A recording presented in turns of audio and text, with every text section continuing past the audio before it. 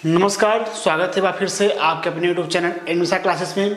साथियों, जैसा कि मैंने पिछली क्लास में कहा था कि हम नागरिक शास्त्र की प्रकृति के बारे में अध्ययन करेंगे। हमने कहा कि सबसे पहली क्लास हमारी नागरिक शास्त्र की विषय वस्तु के बारे में था, क्या पाठ्यक्रम में पढ़ना है।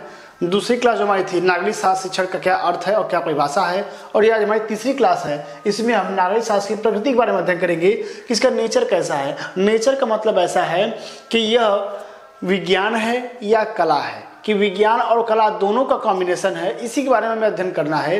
तो साथियों, चैनल में बने रहिए और वीडियो को अंत जरूर देखिए, कॉपी पेन उठा लीजिए ताकि आप अपने नोट समय से बना सकें। देखिए, हमने कहा कि नागरिक शास्त्र जो है यह क्या है, यह विज्ञान है या कला है, यही पता करना हमें। तो हम पहले विज्ञान को समझेंगे कि विज्ञान क्या है। तो आप परिभाषा जानते होंगे कि किसी भी स्तर के आप छात्र रहे हों, चाहे प्राथमिक स्तर के रहे हों या माध्यमिक स्तर के रहे हों, ठीक है, तो आपसे जरूर भी प्रश्न कक्षा में भी पूछा गया होगा कि विज्ञान क्या है।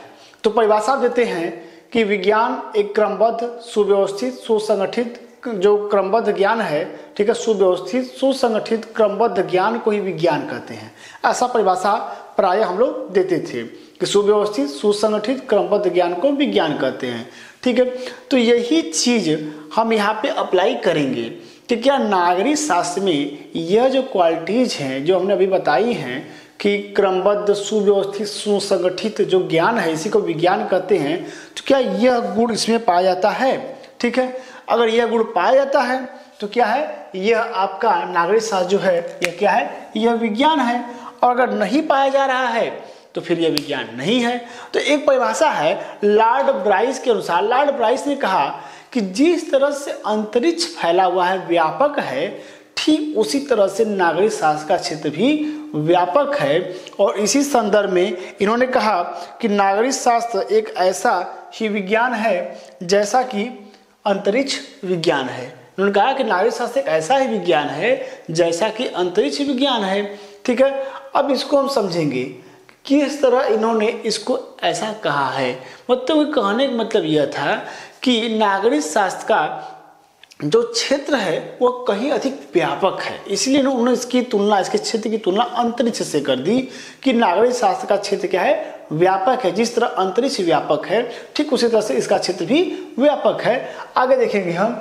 अब देखिए, हम कुछ आपको बिंदु यहाँ पे दे रहे हैं जिनके आधार पे हम यह कह रहे हैं कि नागरिक शास्त्र क्या है, एक विज्ञान के रूप में है। ठीक है, इसमें एक विज्ञान की विशेषता पाई जाती है, विज्ञान का गुण इसमें पाया जाता है। देखिए, सबसे पहले क्या है, सबसे पहला है विज्ञान हेतु, सबसे पहला नंबर, विज्ञान हेतु ज्ञान का सुनियोजित एवं व्यवस्थित होना आवश्यक है। और नागरिक शास्त्र में यह गुण मिलता है। क्या है, नागरिक शास्त्र में यह गुण मिलता है।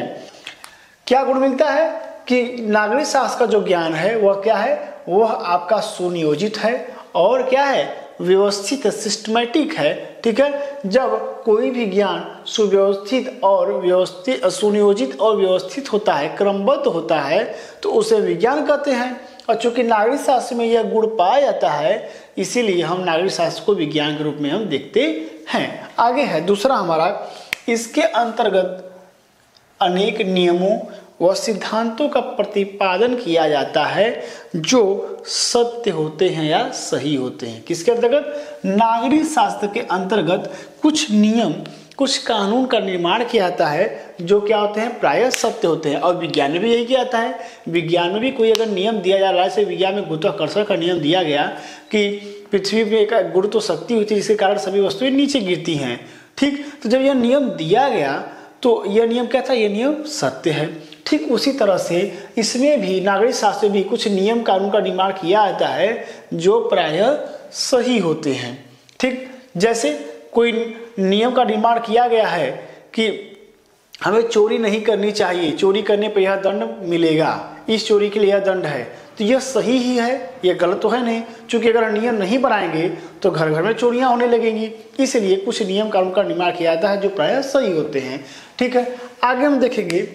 तीसरा हमारा है, यह आदर्श विज्ञान है क्योंकि सामाजिक हित की दृष्टि से कुछ आदर्श व मापदंड प्रस्तुत करता है।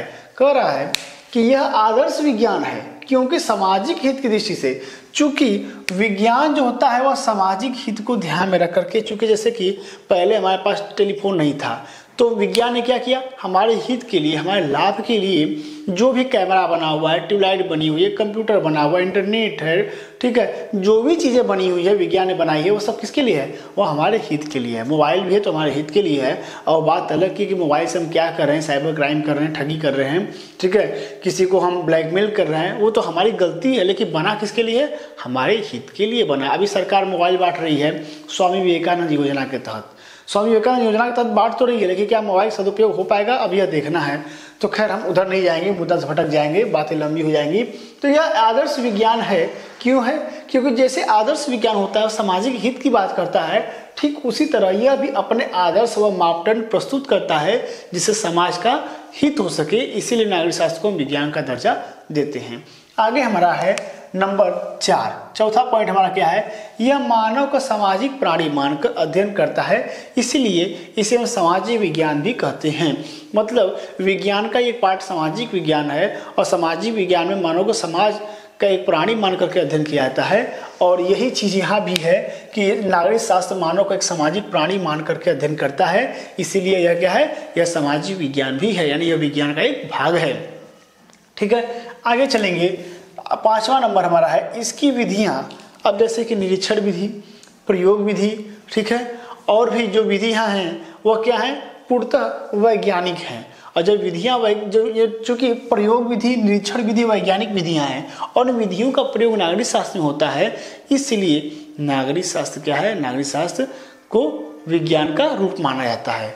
आगे देखेंगे हम 6वां नंबर है, हम 6ठा पॉइंट दे रहे हैं अपने तर्क में कि इसके अंतर्गत यानी नागरिक शास्त्र के अंतर्गत भूतकाल के आधार पर भविष्य की योजना बनाई जाती है।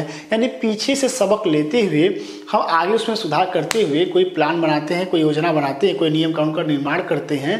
तो ठीक यही काम विज्ञान में भी होता है। जैसे विज्ञान सबसे पहले क्या बना, टेलीफोन बना, फिर टेलीफोन में सुधार करते हुए मोबाइल फ़ोन बना, कीपैड वाला, फिर कीपैड से उसमें सुधार करते हुए एक कैमरा आ गया, कैमरा से सुधार करते हुए उसमें रिकॉर्डिंग आ गई, रिकॉर्डिंग वॉइस वाली, उसके बाद और सुधार किया गया, फिर उसमें 2G 3G 5G तक आ गए हम। ठीक है, वीडियो कॉल कर रहे हैं। तो धीरे धीरे क्या पुरानी चीज़ों से सबक लेते हुए हम नए नए आयाम खोज करके विज्ञान में प्रगति कर रहे हैं। ठीक वही चीज़ यहाँ पर भी है।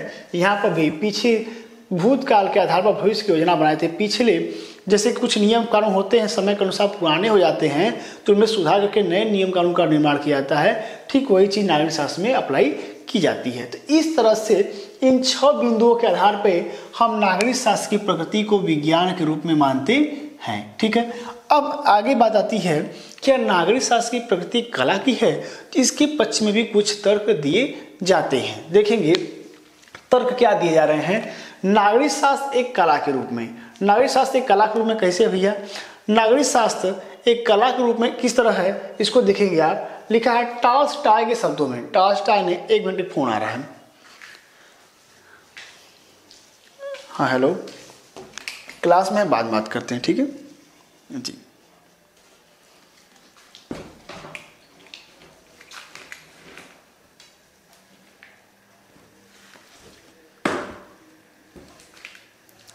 ठीक है, आगे चलेंगे, देखेंगे हम टॉल्स्टॉय के शब्दों में। टॉल्स्टॉय ने क्या कहा, टॉल्स्टॉय ने कहा कि कला एक मानवीय प्रयास है जिसमें मानव अपनी उन भावनाओं को जिनका उसने अपने जीवन में साक्षात्कार किया हो, ज्ञान पूर्वक कुछ संकेतों द्वारा प्रकट करता है। यह टॉल्स्टॉय के शब्दों में है, कह रहा है कि कला एक मानवीय प्रयास है।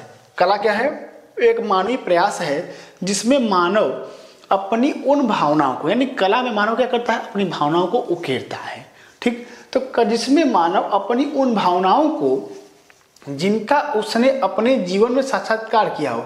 क्योंकि कोई भी चीज़ आप देखते हैं या मन में कल्पना करते हैं तो उसको आप एक आकार देते हैं कला के माध्यम से। कोई चीज़ सोच रहे हैं कि यह ऐसे होनी चाहिए, तो अपने दिमाग में एक रूपरेखा बनाते हैं, एक आकार बनाते हैं। क्या इस तरह का होगा, जैसे कि किसी का नाम मान लीजिए है कि राजा मान सिंह, ठीक है, किसी का नाम राजा मान सिंह है, और जब उसको आप उसके बारे में कई बार सुने हैं तो आपके मन में एक रूपरेखा बनती है कि हट्टा खट्टा आदमी होगा, ऐसा होगा वैसा होगा। लेकिन जब उसको आप जाके देखते हैं तो हमसे पतला आदमी रहता है और छोटे कद का, तो आप कहते हैं यार हम क्या सोचे थे, क्या निकल गया। ठीक है।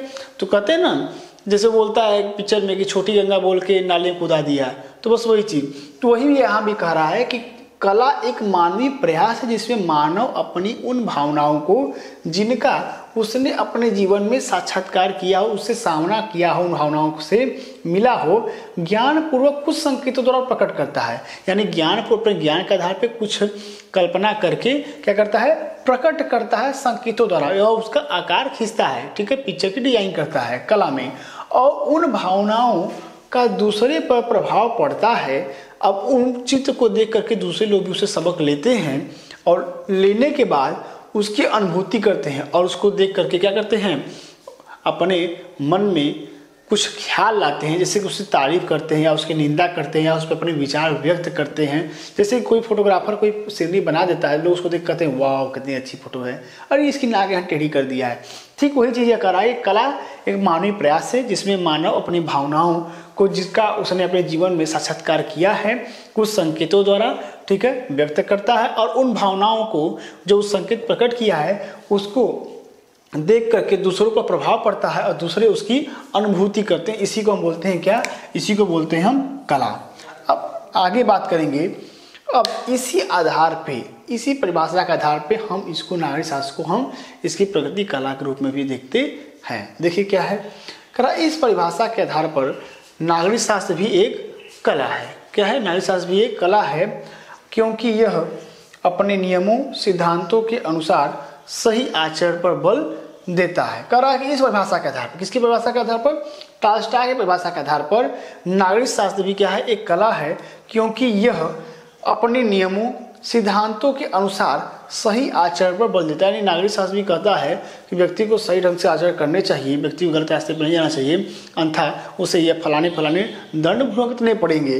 तो वह भी अपने क्या कर रहा है, वह भी अपने संकेतों के द्वारा अपने भावों को प्रकट कर रहा है, ठीक है, जिससे आदर्श सामाजिक एवं नागरिक जीवन की प्राप्ति होती है। और चूंकि नागरिक शास्त्र बताता है कि इस काम को करने से यह नुकसान हो सकता है, इसलिए व्यक्ति इससे सजग होकर के क्या करता है, अपने आचरण को सही करता है। और जब आचरण व्यक्ति अपना सही कर लेगा तो आदर्श सामाजिक और नागरिक जीवन की प्राप्ति हो सकेगी। चूँकि कहता है, अच्छा ये जो आपके हैं गायत्री परिवार के प्रणेता, उनका नाम मुझे याद नहीं आ रहा है, कुछ रामचंद्र जी करके कुछ है, वो कहते हैं कि हम सुधरेंगे युग सुधरेगा, ठीक है, जब हम सही होंगे तो सारा संसार सही होगा।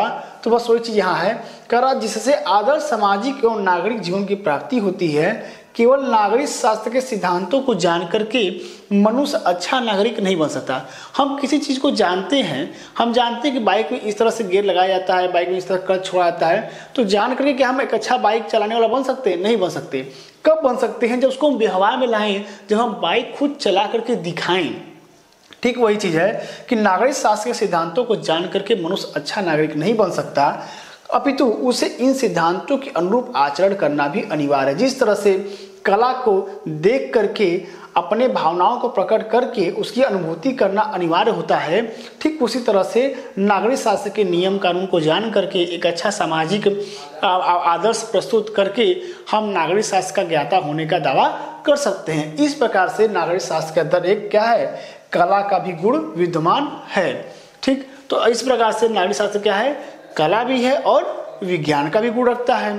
तो अब हम बात करेंगे, अब हम बात करेंगे कंक्लूजन की, निष्कर्ष क्या निकलता है, क्या यह विज्ञान है, क्या यह कला है। तो देखिए, यह विज्ञान के रूप में न केवल ज्ञान प्रदान करता है बल्कि कला के रूप में सामाजिक आदर्शों के अनुरूप यह कर्तव्य निष्ठा, एक सही ढंग से चरित्रवान व्यक्तित्व का निर्माण करके सक्रिय रूप से जीवन निर्वाह करने की कला को विकसित करता है। इसलिए क्या है, यह कला भी है और विज्ञान भी है, क्योंकि विज्ञान के रूप में ज्ञान ही प्रदान करता है और साथ साथ कैसे सामाजिक और एक अच्छा आदर्श नागरिक बना जाए इसका भी क्या करता है, इसको भी व्यवहार में लाने का प्रयास करता है। इसलिए कला भी है और विज्ञान भी है। आगे एक परिभाषा है डॉक्टर बेनी प्रसाद के शब्दों में। डॉक्टर बेनी प्रसाद ने सारी चीज़ों को एकदम मान के चलिए कि स्पष्ट कर दिया अपने माध्यम से। आप नीचे लिखेंगे कापी में अपने, नोट डाउन करिएगा कि डॉक्टर बेनी प्रसाद के शब्दों में इन्होंने कहा कि नागरिक शास्त्र कला और विज्ञान दोनों है। अब कला और विज्ञान कैसे है? इन्होंने कहा नागरिक शास्त्र कला और विज्ञान दोनों है क्योंकि यह दशाओं का अन्वेषण करता है। कौन?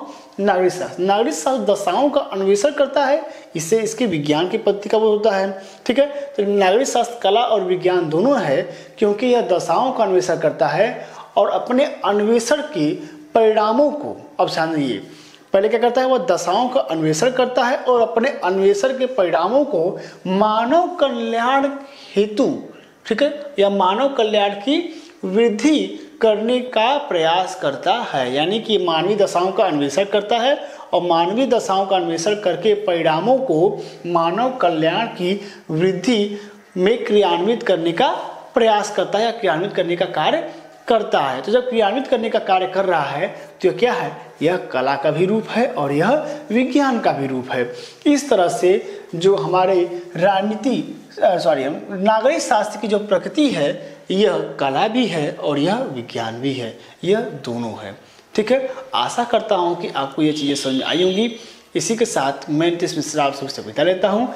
मिलते हैं अगली क्लास में। अगली क्लास हमारी होगी नागरिक शास्त्र का क्या महत्व है और क्या आवश्यकता है। ठीक है, चलिए ठीक है, मिलते हैं अगली क्लास में। Thank you very much. इसी साथ लेना चाहें इसी साथ ले लीजिए, हम हट जा रहे हैं। ठीक है।